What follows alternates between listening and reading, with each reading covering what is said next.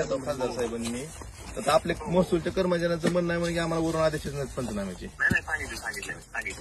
तेवढी फक्त सगळीकडे सांगावं जिल्ह्यात कारण बरेच नुकसान होते. आता लोक गोळा काय झालंय मशामध्ये साहेब आम्ही आलो होतो, मी आमदार साहेब दोघं बी आहेत. इथं एक बाग आहे शिवाजीराव थोरात म्हणून, तर त्यांचं आंब्याची बाग आहे. सगळे आंबे पूर्ण तुटून खाली आलीत बघा, सगळेच पडले ती कालच्या वारका होताना.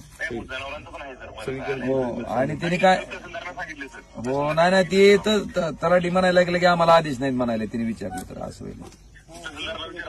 हो हो हो एकदा सूचना द्या तेवढ्या सूचना इकडे आमदार साहेब बोल. सप्टेंबर फक्त एकदा सगळं तहसीलदारांना सूचना द्या.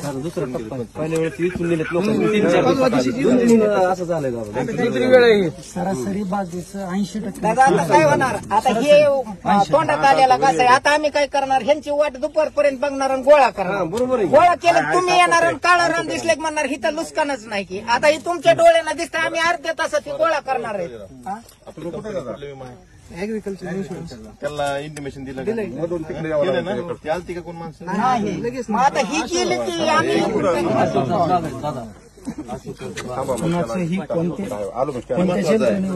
सरकारला पैसे देत नाही, पैसे मिळाले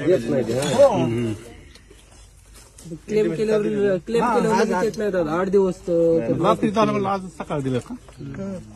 5-6 दिवसाकडे झाले तर विकून टाकले ती थोडे बिटला निघून थोडे. ही दुपारी आम्ही नेतो विकवतो.